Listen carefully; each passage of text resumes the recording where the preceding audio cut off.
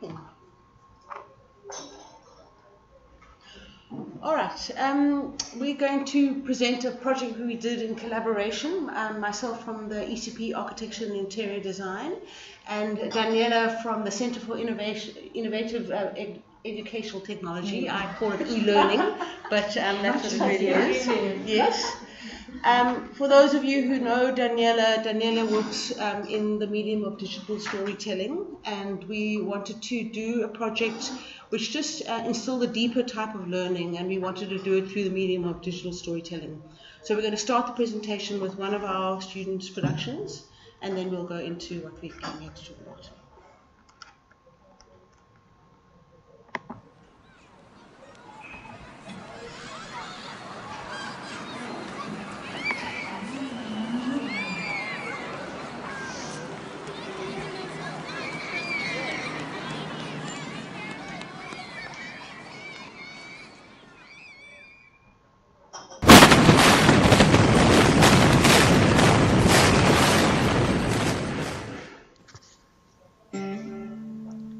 Crashing down, their buildings went. Crashing down, their souls went. 1966, the year they will never forget. 1966, the year that the Group Areas Act hit District 6. Beasts like bulldozers intruded the land. With the mechanical roar, they viciously destructed any dwelling that seemingly stood in their way. By the mercy of He who knows everything, it seemed, only religious buildings survived the attack. We need this land, move, they were told. 2 days, that's all they had to pack their life-worth belongings. Many were left behind. Like rubble in a construction truck, racially categorized District 6 residents were moved and scattered all over Cape Town, away from the white town. Families separated, friendship bonds broken, and communities carelessly torn apart, to never to be mended again. Forced to call someplace foreign their home, someplace which they were made to believe would be better. I don't know why you moved me here. This will never be home. I look at District 6 today. All I see is vacancy. A piece of land so scarred, not even 50 years could heal it. A place that once oozed with life, stripped right down into a parking lot and dusty pastures of naked land. Whatever they said they would build was never built. Is this the same development that they spoke of? The type of development that would have made the Cape Town city so much better? 14 years it took, millions of rands were spent, and over 60,000 people were removed from their lands. So much trouble just to leave the land vacant? Let us rebuild. We, the youth, we aspiring architects and future leaders of this country have a huge role on our hands. Let us rebuild. The ghost of District 6 lives on. Let us rebuild.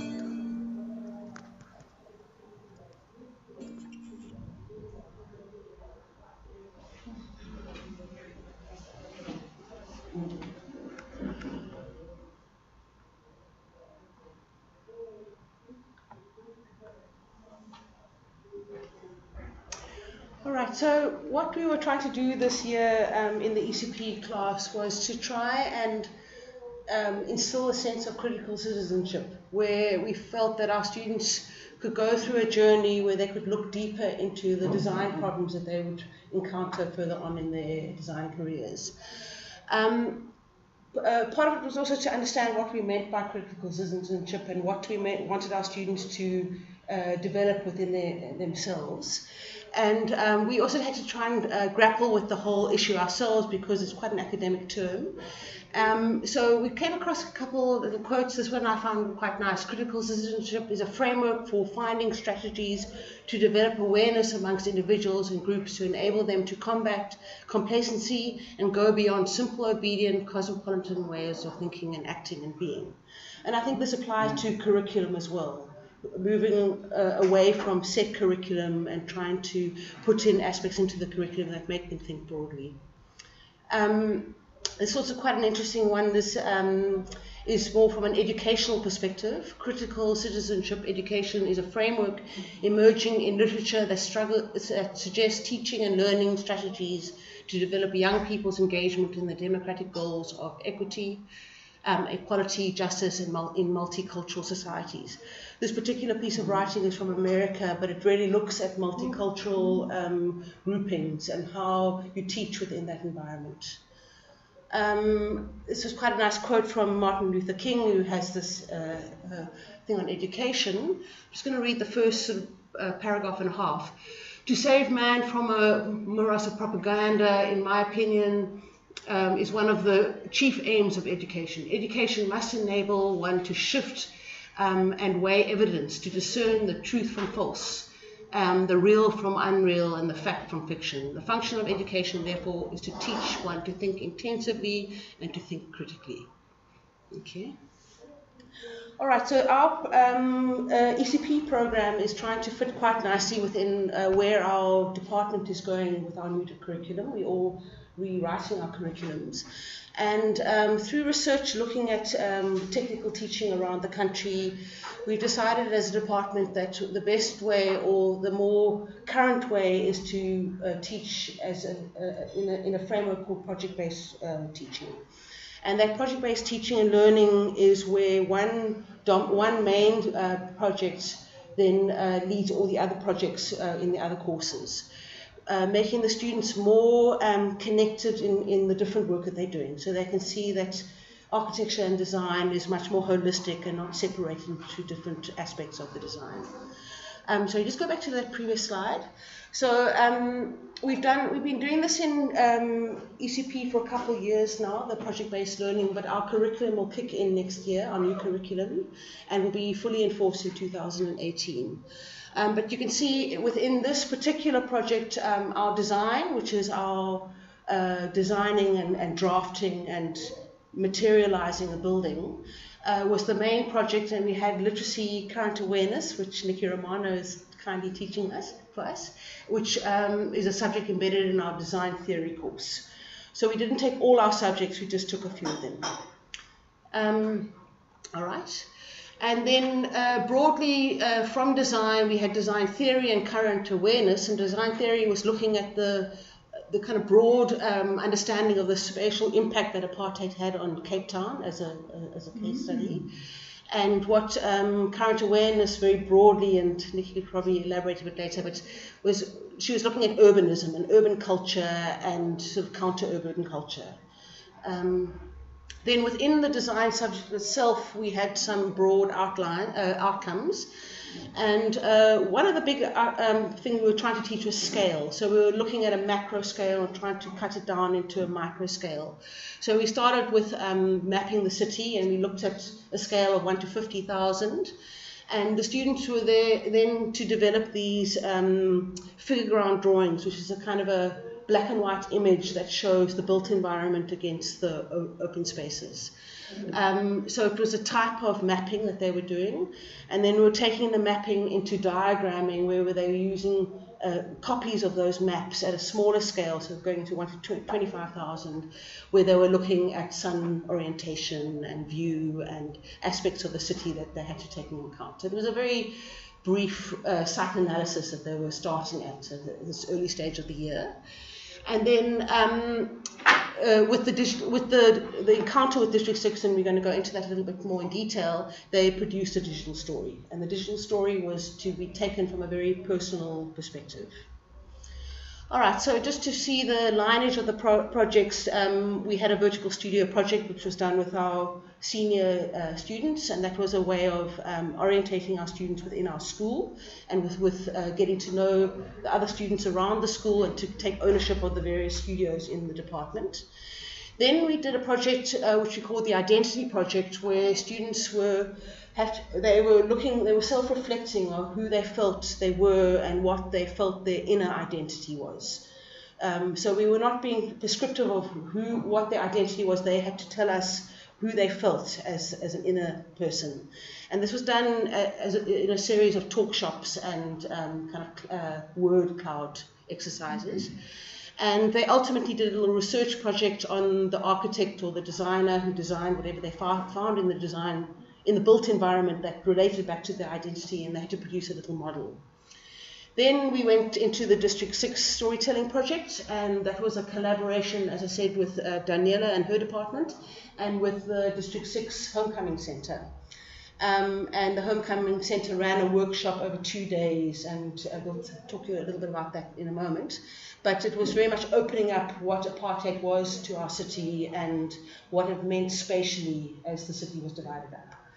And then from that, as a sort of a contrast, and from a very tragic story to a very positive story, we took them on a 3-day trip to Genadendal, which is a little town outside Greyton, which has a history stringing back from the 1700s, and a very positive history. It's a Moravian church community, and one of the most funded church communities in the whole of Africa, and it's this incredible sort of celebration of space. We went there to also express to the students that idea of genius loci and really the genius of space within a very similar framework of a space, of a community.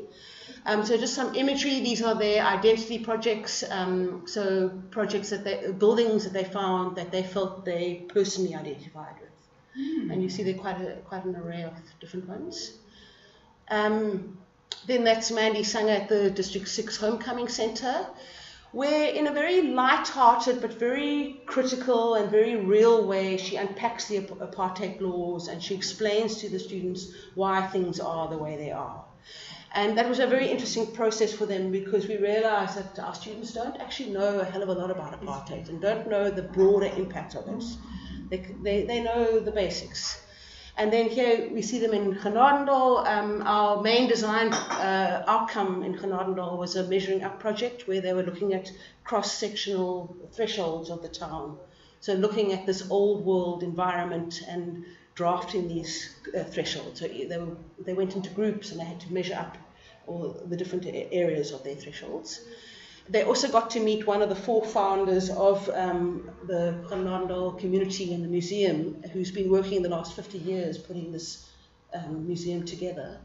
And it was quite interesting from a District 6 perspective, meeting one of the older elders in this community who explained the history of Genadendal. So very broadly, we were trying to make an attempt at broadening the students' historical, social, political awareness between these 3 different entities, our students, e-learning, and the District 6 Homecoming Center. And then, so just one slide back. And I've covered some of this, but we were looking at the divided city of Cape Town, the focus on District 6, which was the forced removals, the displacement of people, the apartheid laws, and then where is District 6 today? And one of the very nice things that the Homecoming Center do is that they introduce the students to former residents. So the former residents took them around the museum and they went out into the site. And they could then hear firsthand some of the stories that the residents were holding.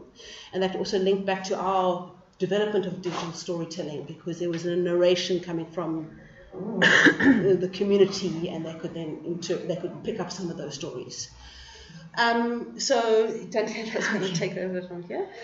So what we tried, this is work in progress. So we have just started to collect the data and we're busy. It was literally just transcribed and we've had a first look. So this is really first findings, or observations more that we had when interviewing our students and running some focus group discussions with them. But the three questions that kind of guided us in this research was, can we see any shifts in perception? So from the identity project to the District 6 to Hanal and Drown to the kind of reflections that we got from them in the focus group discussion, can we see some shift in how students perceive themselves and other and their peers? And do we see some sort of increased social, historical, cultural awareness in the students, however difficult it is to measure? And again, however undefined critical citizenship is, how could we see that, or what do we see in the students? So looking at their stories and looking at their reflections and looking at the students, there's a whole range of diversity in this classroom. And as diverse as the students are, as diverse are their stories, and as diverse are their identity projects, and as diverse are the reflections on their experiences.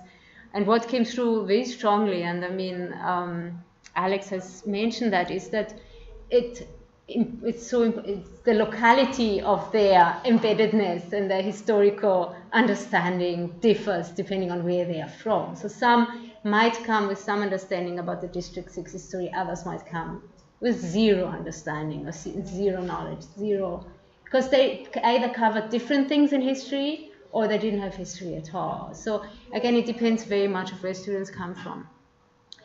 And there was a strong sense of othering. So this is not my history. So this was seen in the class as a colored history. Although the District 6 was a diverse space, and the District 6 Museum focuses and emphasizes the diversity, and in their stories as well, they have this nostalgic view of this District 6 as this mixed and happily living together, harmonious, and compared to the rest of the context, when they speak about it, it's colored history, especially the black students. It's not their history. Their history happened somewhere else. So there's this strong sense of othering and distancing themselves from this history. But there's also, so we had focus group discussion with black students, and we had focus group discussion with colored students, particularly those students we knew had links, personal links to the District 6 community. So even the colored students had that distance. Not in their stories. They might have brought pictures and they might have talked about their personal stories, but in their reflections against that distancing. This is my grandmother's generation. It doesn't affect me. So some interesting ways. Although in some instances, like the story you saw right now, there was a strong feeling of connectedness to the story, and that was a black student who did that story, who did not grow up in Cape Town. So some of the students, and he told us it was because it reminded him of his own displacement to come to school to Cape Town. So there was some managed that kind of relationship, but most of the time there was a strong sense of distance. So can I just say one thing? We also discovered within our group, the group was 36 students. 4 of them had grandparents from District 6. One of them didn't even know his grandmother came from District 6. That was quite an interesting discovery. Yeah. So in terms of critical citizenship and this idea that it is about challenging dominant discourses and thinking critically and contesting certain truth that we are embedded in, all of us.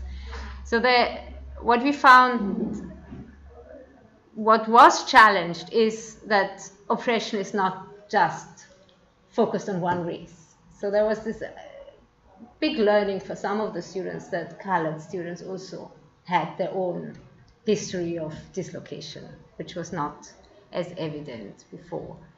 There was also a sense that in some of the students looking at the identity projects, one of the students did an identity project on the White House. So he Mr. Moneybags, he called himself Mr. Moneybag. Obama's White House. Yes. And in the focus group discussion, there was a strong sense of discomfort with that. So there was a certain understanding that maybe there are other discourses that the students could engage with rather than a neoliberal Mr. Moneybag discourse. There was also an interesting conversation around who belongs into higher education, or what students had expected to find in their classroom and what they actually found. And they had expected to feel much less of a community than they actually found. So some of the students said they would have expected that the class would have been predominantly white, which it is not. But again, this is a matter of being ECP and having certain quotas, not allowing white students in. So the students actually felt a sense of belonging that they hadn't expected, and a sense of, yeah, I would say positive response to the ECP program that they hadn't expected. The discourse that were not shifted, at least not in the short space of time, or what we couldn't pick up, is that although going through this District 6 museums experience, and I mean learning about the history and clearly seeing the kind of impact it still has on Cape Town, the meritocracy discourse that as long as you work hard you will succeed is extremely unshiftable, I would say, among these students.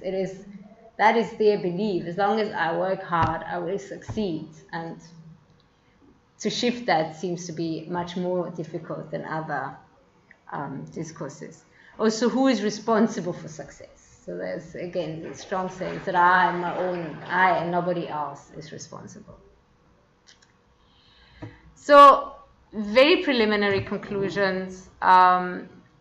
Nikki, who went to her presentation, has given a really nice context for our presentation, because the idea of situated knowledges and the importance of the lived experience and the importance of an integration of the lived experience or diffraction of the lived experience with the academic curriculum, I think came strongly through in our project.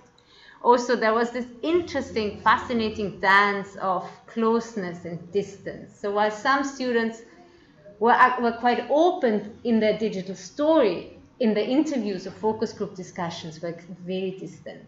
So the different modes appealing to different students, and students finding different ways of creating closeness with the subject.